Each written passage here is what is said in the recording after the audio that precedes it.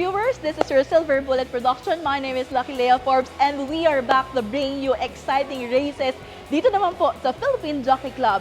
Napakakainta po ng mga naka-line up because ito na po ang ating third leg series ng ating 3-year-olds. Ating pong Triple Crown, Hopeful, and locally bred stakes races. May mga nagbabalik pa at may mga syempre contender trying to keep their place bilang champion. Tingnan natin kung sino ang mauuna or magbawagi. Sa lahat po ng ating mga bayang karilista, tutok na!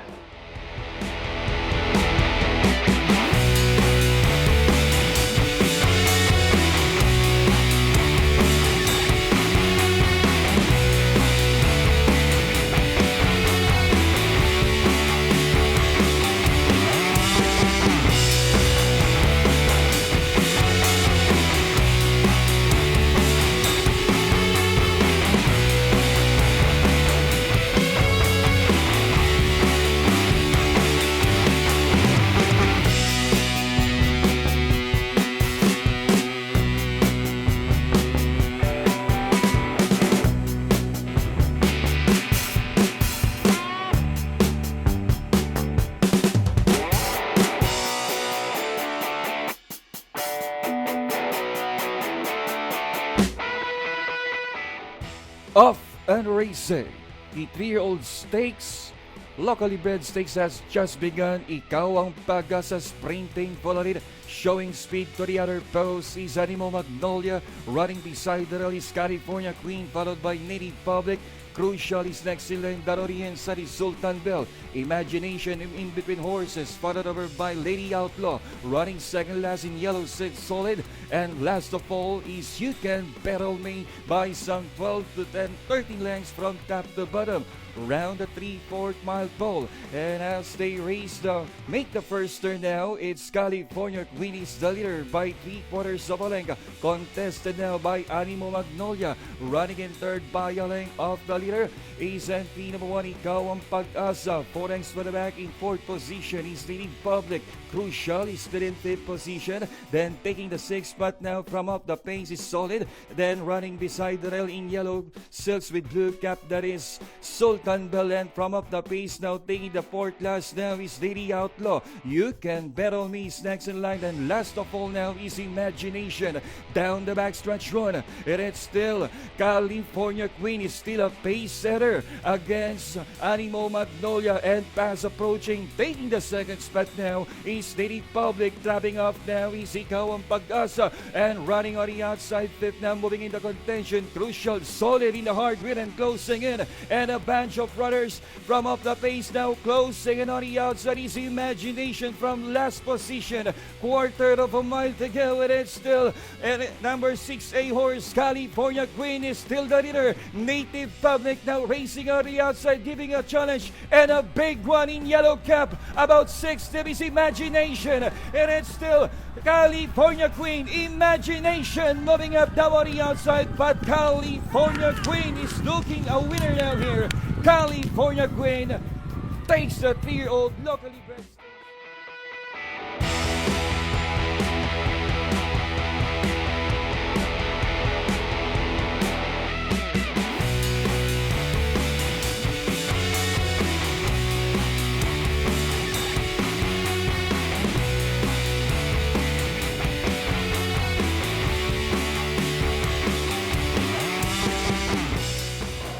Thanks kay God.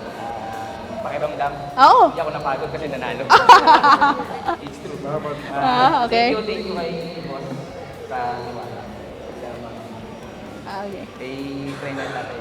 Sa Popsicle sunod ha? Saka sa Philippine Racing. Okay. Thank you so much. Ito tal, sabi mo hindi ka napagod. Baka bigyan mo na, huwag ka naman sana mapagod, bigyan ng tip ngayon yung ating mga kaibigan. Sa ating mga bayang karilista, meron ka bang nais ibahagi sa mga susunod na sakay? Sana manalo din yung race 4 and lalo na po yung race 5. Okay, yan. Okay, so good luck. Popsi Ego Hipolito, alam ko, lagi ko kayo nagpapanolo. Blessed si Popsi Ego, lalo na sa mga stakes race. What can you say about that, sir? Papasalamat ako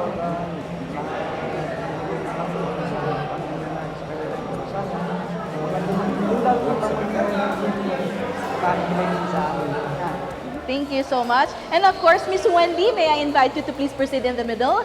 So, congratulations and thank you for gracing our awarding. What do you feel, ma'am?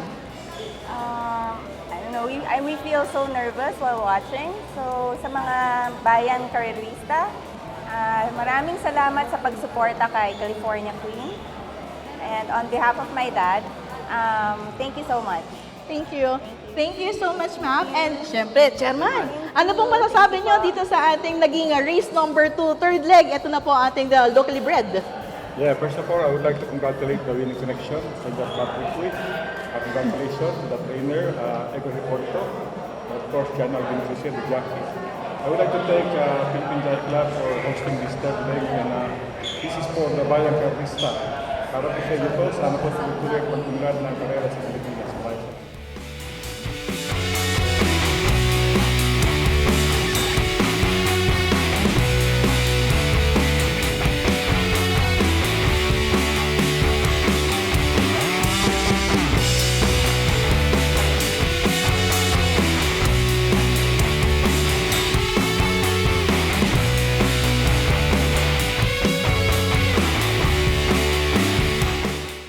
Stand by. And the gates crash back. They're racing now. Slightly inconvenienced at the jump was Little Bitty Boy. Rapido came out running. Yana Lass began well on the inside. Now Black Eagle's in a good spot, but here's Confident Surge surging across from that wide gate and looking for the lead as they run by the winning post the first time. And it is Rapido under a tight hold. He's a narrow leader. In second spot now, Black Eagle. And that makes Confident Surge racing 3 deep and 4 deep on the outside of Confident Surge is Calling Dexter. Now long gap then to Yani Lass and Little Bitty Boy as they run by the 1300 metres and head towards the back straight. Rapido on the inside. A narrow leader from Black Eagle, about 5 in advance of Calling Dexter. Confident Surge on the inside of Calling Dexter. 10 back then to Yani Lass. And Little Bitty Boy is the tail ender as they sail by the 1,000 metres in the third leg of the Hopeful, and it's Rapido. Rapido extends that lead, strides away by 2.5 lengths. Black Eagle being hustled up in second. Calling Dexter is getting third on the outside into third spot. Then Confident Surge. Yani Lass is a long way back with Little Bitty Boy as they start the circle 750 metres out. Rapido's gone further ahead. Rapido, 650 metres to go, is away by 6 from Black Eagle. Calling Dexter, he's under pressure. Likewise, Confident Surge. Yani Lass is getting a move on from the back and making ground very rapidly by the rail. And then came Little Bitty Boy, but it's Rapido, and he's still travelling sweetly around the bend for home. 5 in advance. Yani Lass has worked up to second. Then Black Eagle, nothing coming from the back. Rapido, he's only kidding at the 150. He hasn't moved a muscle, and he's 5 in advance of Yani Lass, and it's all Rapido. Rapido wins the Hopeful by 7.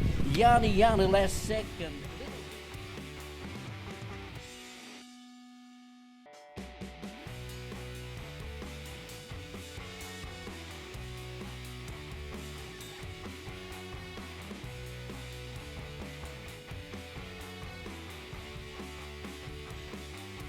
First leg, nanalo kayo. Segundo ng second leg. And this time, muli, kay Rapido na ang third leg. Siyempre, sobrang saya kasi sa akin siya natapat niya. Kasi actually, change niya ako. Pero thankful ako kasi sa akin siya. Okay. Anyway, napupunto sa iyo yan. Napupunto. At nakita natin yung sakay mo. Napagod ka ba? Hindi naman po gano'n, mainit lang talaga. Okay. So, sabi nga ni John Alvin kanina, nung nanalo, di ba? Kapag nanalo, hindi nararamdaman yung pagod. Ganun din ba sa'yo? Totoo po. Congratulations.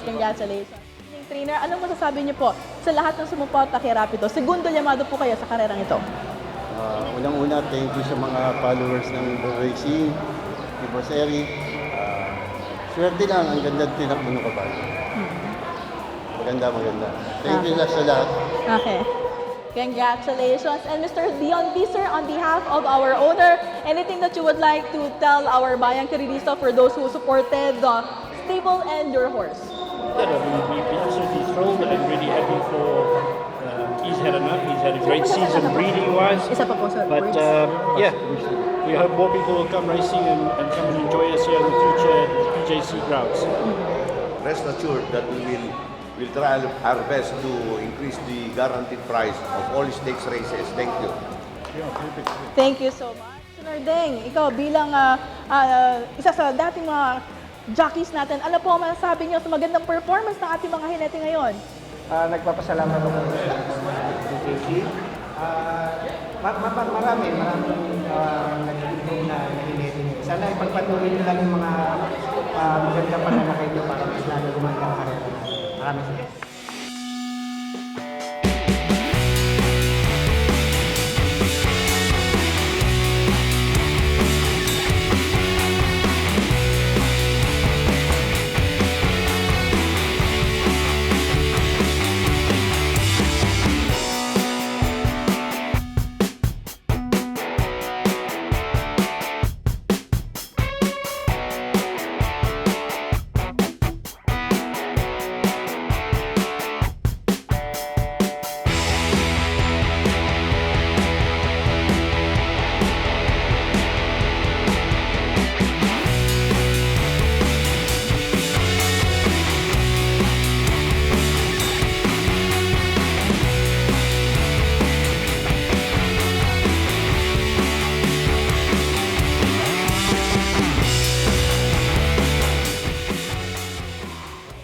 And the gates crash back. They're racing.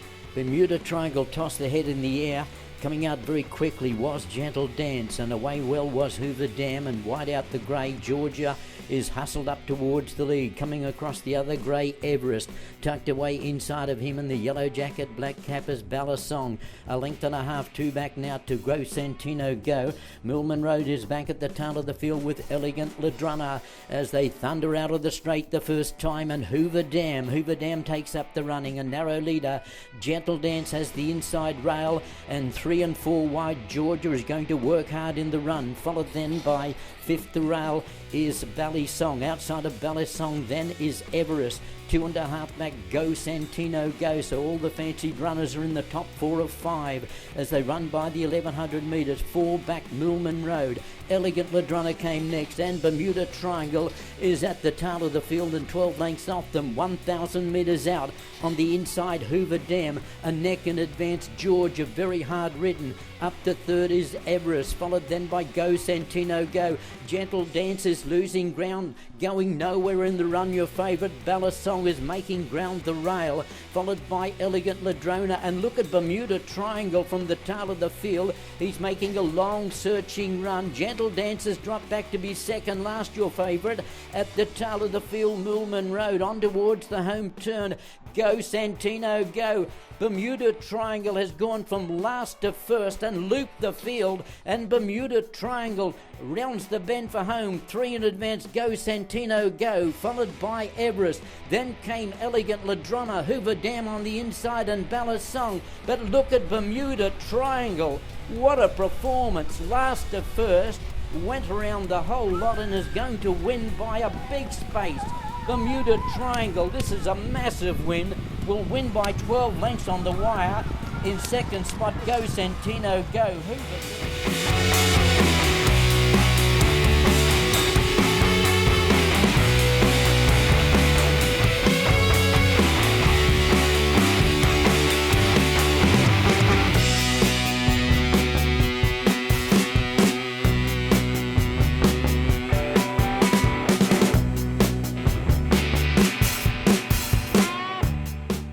Nanalo, tapos hindi nanalo, and then nanalo kayo, naka 2 legs kayo ngayon eh. Anong masasabi mo?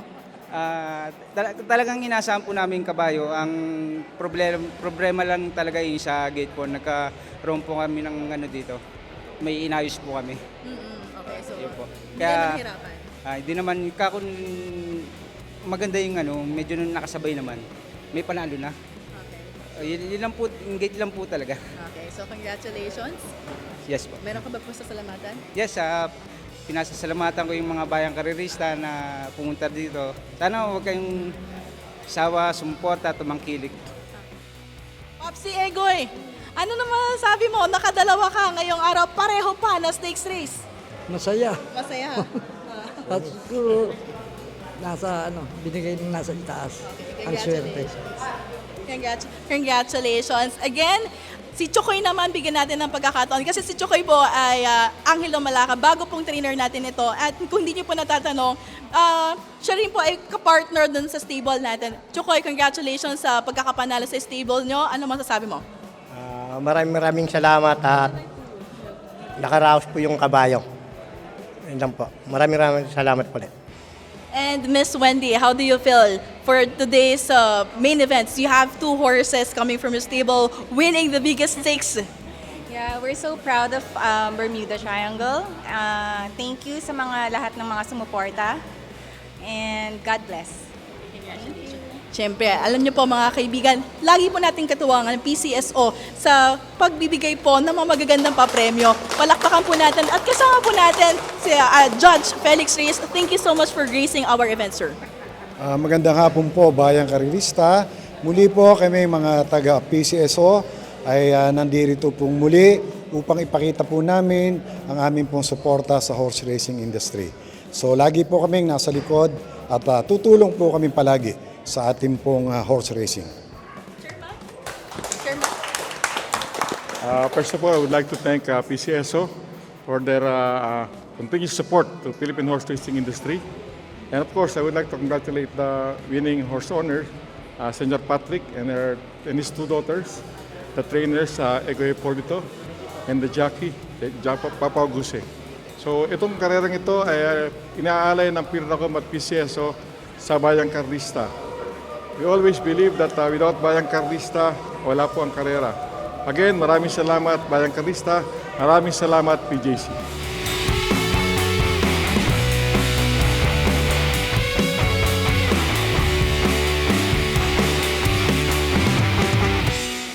Thank you so much for tuning in Bayang Karirista. Sana nag-enjoy po kayo sa aming hatid. Kung kayo po ay nag-enjoy, don't forget to hit like, subscribe, or share itong ating mga ginagawa. Para naman po makita rin ng iba at kung sakaling hindi po kayo makakapunta sa ating mga karerahan, kami na po ang bahala. Silver Bullet lang po ang inyong i-follow to bring you the latest and updates dito po sa ating mga karerahan.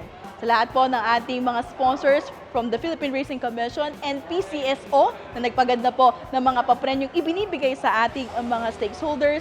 Ganoon rin po sa lahat ng Bayang Karirista, kayo talaga ang pundasyon ng karera. Maraming salamat po sa inyo lahat. For now, tingnan natin ang mga susunod pa na lineup at mga kaganapan, kaya dapat lagi po kayo nakasubscribe. My name is Lucky Lea Forbes. See ya!